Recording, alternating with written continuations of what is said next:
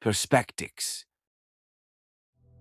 Imagine a city at the peak of power, wealth, and pleasure. Its people believed they were untouchable, immortal.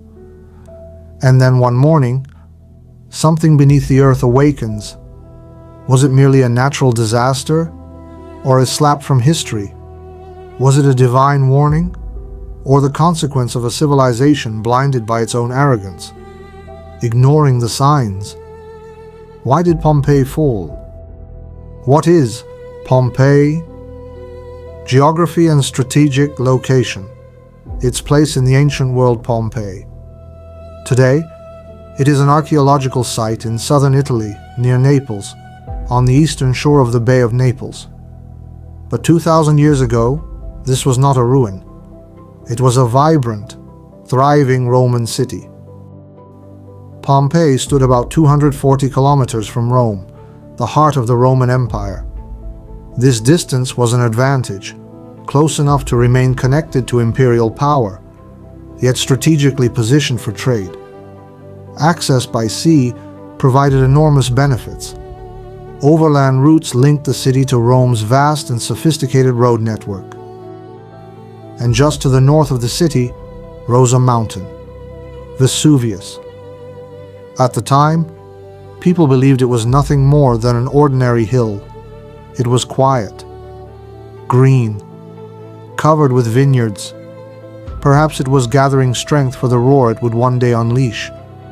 No one knew it was an active stratovolcano. The location of Pompeii was not chosen randomly. The city lay near the Sarno River. Maritime access was possible. The land was exceptionally fertile for agriculture. For centuries, volcanic ash had enriched the soil, making it ideal for vineyards and olive groves. This geography promised both prosperity and danger, but the danger was invisible. Why was it built here? Pompeii actually predates Roman control. It was founded in the 7th century BCE by the Oscans. Later, it came under Greek and Etruscan influence. Eventually, it fell under Roman rule and became a Roman colony in 80 BCE. Why was this place important to Rome? Because it could become a production center. The volcanic soil was extraordinarily fertile. Wine production became one of Pompeii's economic foundations. Pompeian wine was exported across the Mediterranean. Amphorae bearing Pompeian seals have been discovered far beyond Italy. The city was also known for producing fish sauce. The fermented sauce called garum was a staple of Roman cuisine, and Pompeii was one of its production hubs. Through maritime trade, goods were distributed via the Bay of Naples. Pompeii was not a major port city itself, but it had access to one, and that access made it economically powerful, both agriculturally and commercially. In short, the land was fertile. Trade was possible. Rome's infrastructure passed through it. No civilization leaves such a place untouched. Population and urban structure. In 79 CE, Pompeii's population is estimated to have been between 10,000 and 20,000 people. By the standards of the time, this made it a medium-sized but wealthy city. The city was planned. Streets were paved with stone. There were raised sidewalks for pedestrians. The ruts carved by chariot wheels are still visible today. At the center stood the Forum, the political, religious, and commercial heart of the city. Temples, public buildings, and marketplaces surrounded this space. Bathhouses were essential to Roman culture, and Pompeii had several bath complexes. They featured advanced systems of hot, warm, and cold rooms. Aqueducts supplied the city with a steady flow of fresh water. Yes, Pompeii had a sophisticated water system. Public fountains, private household connections, and even drainage and sewage infrastructure were in place. The city also contained a large amphitheater with a capacity of approximately 20,000 people, nearly matching the city's population. Gladiator games were held there. Wealthy villas were decorated with elaborate frescoes. Mosaics were intricate. Gardens were carefully arranged. The lower classes lived in smaller homes along narrower streets. Pompeii was not a village. It was a Roman city. There was prosperity, there was organization, there was structure, and everything seemed normal, until the pressure beneath the earth broke centuries of silence. Life before the catastrophe.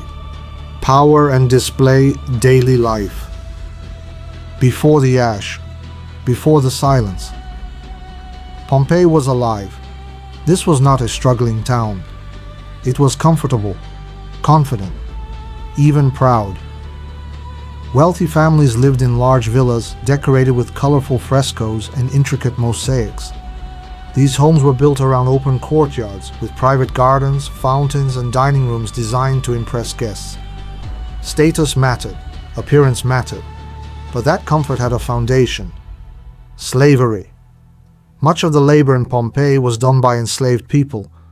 They cooked, cleaned, managed estates, worked in workshops, and labored in agriculture. The visible elegance of elite life rested on invisible human effort. Merchants moved constantly through the streets. Bakers prepared bread in stone ovens. Blacksmiths shaped tools. Wine producers stored amphorae for shipment. Trade was active. Money flowed. Wine especially was central. Vineyards surrounded the city. Pompeian wine traveled across the Mediterranean. This was not isolation. This was integration into an empire. Everyday life felt stable, structured, predictable. And when life feels predictable, people begin to feel secure. Maybe too secure. A culture of pleasure. Now let's talk about something people often avoid. Pompeii was not shy about pleasure. Frescoes depicting erotic scenes decorated the walls of certain homes and public buildings. These were not hidden. They were visible, casual, normalized. Brothels operated openly. One of the most famous structures excavated in Pompeii is a purpose-built brothel with small rooms and painted scenes above the doorways. It was regulated, organized. Even graffiti on the walls speaks openly about desire, attraction, jealousy, love, and transactions. Some messages are humorous, some are crude, some are surprisingly human. This wasn't chaos, it was culture. Pleasure was part of public life. Banquets were lavish. Displays of wealth were intentional. Jewelry, decorated dining rooms, imported goods, they were signals. Signals of status, signals of power. Ask yourself, when a society reaches its peak of comfort, does it become stronger or softer? Roman morality. Now here's something important. Roman morality was not the same as modern morality. Relationships were shaped less by identity and more by status. Power determined boundaries. Social hierarchy defined what was acceptable. There was a strict class system: citizens, freedmen, slaves. Elite families protected their name. Political alliances mattered. Reputation mattered. What we today might label with modern categories did not exist in the same way. The Roman world was structured around dominance, masculinity, honor, and hierarchy. It was not moral chaos. It was a different moral framework. But here's the deeper question. When power defines morality, what happens when power is challenged? The psychology of power. By the year 79 CE, the Roman Empire was vast, strong, expanding, confident. Pompeii lived under that shadow of imperial stability. There had been an earthquake in 62 CE. Buildings were damaged. Repairs were ongoing even years later. The ground had shaken before, but life continued. People adapted, rebuilt, moved on. Isn't that what humans always do? We normalize risk. We domesticate danger. We convince ourselves it won't happen again. Nothing will happen to us. You can almost hear it. The vineyards were growing. The baths were full. The amphitheater hosted games. Trade ships moved in the bay. And above them all, Vesuvius stood quiet. Tell me, when was the last time a powerful society truly believed it could fall? Pompeii did not look fragile. It looked successful. And sometimes, success is the most dangerous illusion of all. Warnings. The signs that were ignored. 3.1. The earthquake of AD 62, 17 years before Pompeii was destroyed. The city had already been shaken. In AD 62, a major earthquake struck the region. Ancient sources report severe damage in Pompeii and nearby Herculaneum. Temples collapsed. Walls cracked. The Forum was damaged. Archaeology tells us something unsettling. When the eruption came in AD 79, parts of the city were still under repair. The city was not fully healed, yet life went on. Earthquakes were not unknown in Roman Italy. People considered them part of nature, disruptive, yes, but not apocalyptic. Let me ask you something. When disaster strikes once, do you treat it as a warning or as an inconvenience? Pompeii rebuilt, stronger, more beautiful, perhaps more extravagant, because after fear, humans do one of two things. They become cautious, or they try to overpower the fear with normalcy. The small tremors. The earthquake was not the end of it. The Roman writer Pliny the Younger later described frequent minor tremors in the region. By that time, they were considered routine. Routine. Imagine that.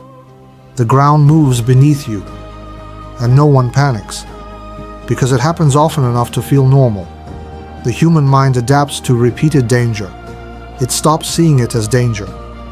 Perhaps there were tremors even on the morning of the eruption. Perhaps no one even looked at the mountain. Be honest. If you lived there, would you have taken every tremor seriously? Or would you have said, "It's happened before"? The silence of Vesuvius. Now we arrive at the most critical detail. Mount Vesuvius was not known as an active volcano at the time. It had not erupted violently for centuries. Its slopes were covered with vineyards. People did not perceive it as a threat. They did not live with the awareness that they were settled beside a volcano. The mountain was quiet, but silence does not mean safety. Beneath the surface, pressure was building. Magma was rising, gas was accumulating. The earth was sending signals, the tremors were warnings, but there was no smoke, no visible flame. And humans trust what they can see. No smoke means no danger, right? But here's the real question. If something is silent, is it harmless, or is it simply waiting? The monster beneath the ground was speaking.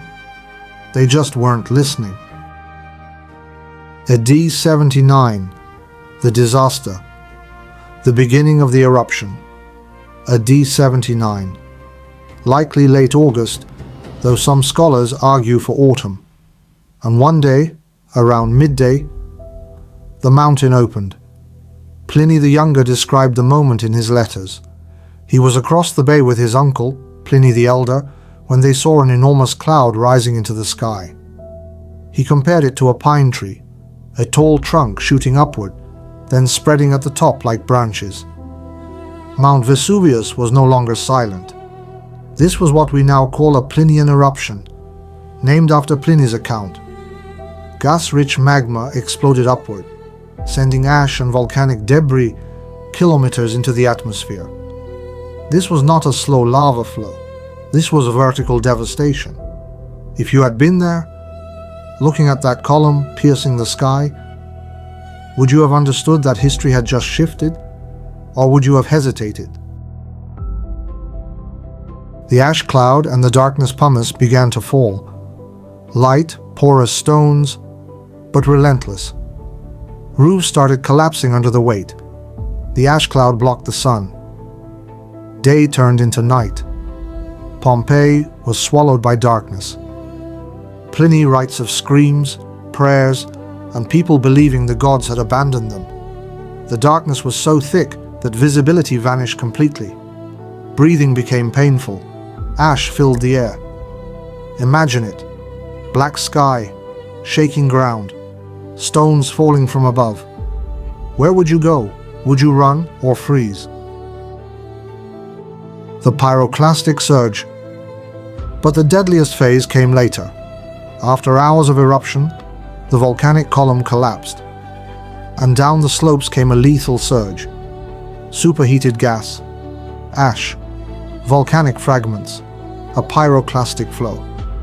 Temperatures reached hundreds of degrees Celsius. Speeds may have exceeded 100 kilometers per hour. This was not fire. It was a moving wall. Herculaneum was struck first.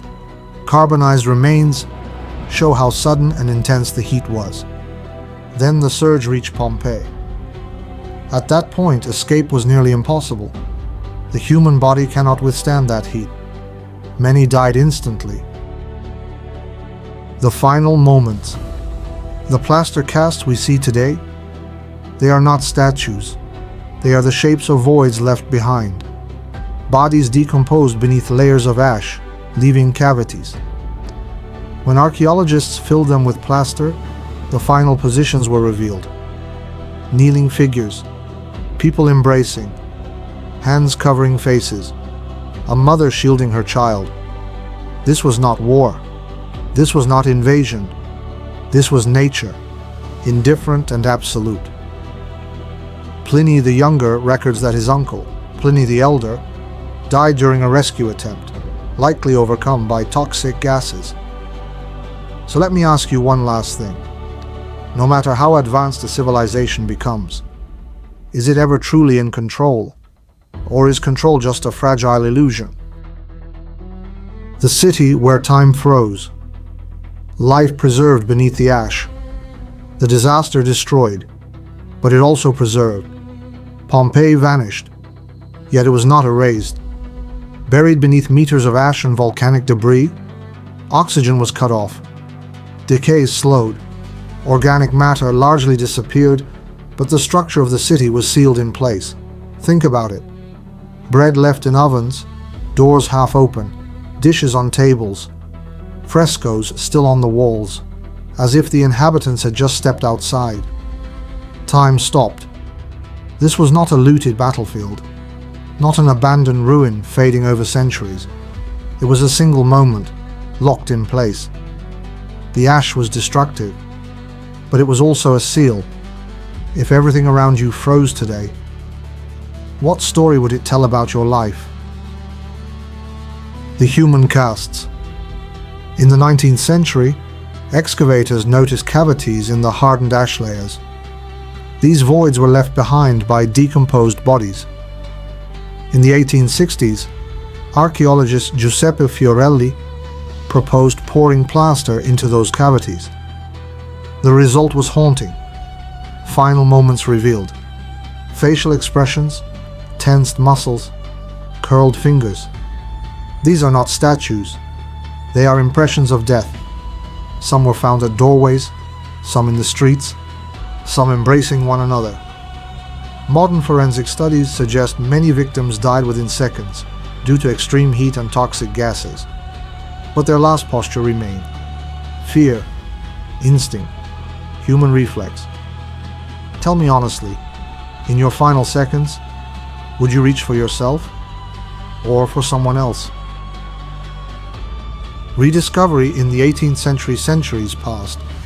New towns rose above the buried past. The memory of the old city faded until the 18th century. In the mid-17th century, especially under Charles of Bourbon, systematic excavations began.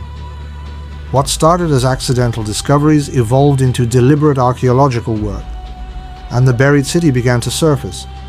Graffiti, frescoes, everyday objects. Ancient Rome stopped being an abstract idea. It became tangible. Pompeii was no longer just a tragedy. It was a time capsule. It reshaped archaeology. It allowed historians to study not only emperors and wars, but ordinary lives. A city died. But centuries later, its voice returned. And maybe that's the final question. Is destruction always an ending? Or can disappearance be another form of permanence? Pompeii Today, the archaeological site. Today, Pompeii is not a ghost town. It is an open-air archive. Pompeii is now a protected archaeological site. In 1997, it was designated a World Heritage Site by UNESCO, not simply because it is ancient, but because it preserves an entire moment of human life. You can walk its streets, stand in the Forum, step inside homes where frescoes still cling to the walls. Millions visit each year. Tourism sustains the region's economy. But it also creates tension. The same exposure that makes Pompeii accessible slowly erodes it. Sunlight, rain, footsteps, constant restoration. Let me ask you, when you walk through a place of mass death, is it remembrance or curiosity? The modern city of Pompeii. Right beside the ruins stands a modern town. It carries the same name. Today, modern Pompeii has a population of roughly 25,000 people, a small but active Italian city. Its economy depends heavily on tourism, hotels, restaurants, souvenir shops. But agriculture and local commerce continue as well. And here is the irony. People still live in the shadow of the same mountain, the same fertile soil, the same skyline, the same volcano. History happened. The disaster is known. Life continued anyway. Would you live there, knowing what happened once, trusting it might not happen again? Is Vesuvius still active? Modern risk analysis. Yes, Mount Vesuvius is still an active volcano. Its last significant eruption occurred in 1944. Since then, it has been quiet, but not extinct. Today it is continuously monitored by the Istituto Nazionale di Geofisica e Vulcanologia, INGWAMSI. Scientists track seismic activity, gas emission, and ground air formation. The greater Naples area is home to millions of people. It is one of the most densely populated volcanic regions in Europe. Evacuation plans exist, risk zones are mapped. But there is one thing no one knows: when. Volcanoes do not follow human schedules. So here is the uncomfortable question. Does technology truly protect us, or does it simply give us confidence? Pompeii is not just history, it is a reminder. Nature waits, humans adapt, and sometimes we forget. A slap from history? When we look at Pompeii, what do we see? A volcano, an eruption, a city, thousands dead. But is that all? Was Pompeii merely the victim of a geological event?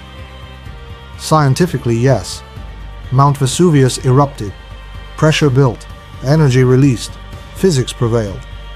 But history is not only physics, it is also psychology. When a society reaches the peak of its power, when it feels untouchable, when it normalizes risk, does decline begin right there? The Roman Empire was still strong. Pompeii was wealthy. Life was moving forward. There had been an earthquake, and yet the city rebuilt. Perhaps the greatest danger was not the eruption, it was routine, the mindset of, it won't happen to us. Now let's turn the lens toward ourselves. Are our modern cities truly safer? Are we wiser, more prepared? Skyscrapers, technology, early warning systems, artificial intelligence, but the same human mind. We postpone risk, we soften warnings, we protect comfort. What is our Vesuvius? Climate change, pandemics, economic fragility, geopolitical tension? Do we see the signs, or is it easier not to? Pompeii may not teach us a moral lesson. It may simply reveal something uncomfortable. Civilization can be powerful, but it is never invincible, and nature is patient. So here is the final question. When a city disappears, is it the city that dies, or the illusion of control. Maybe Pompeii was never destroyed. Maybe it was preserved as a mirror for us. If this made you think, like the video. Share your thoughts below, subscribe, and stay on this journey with us.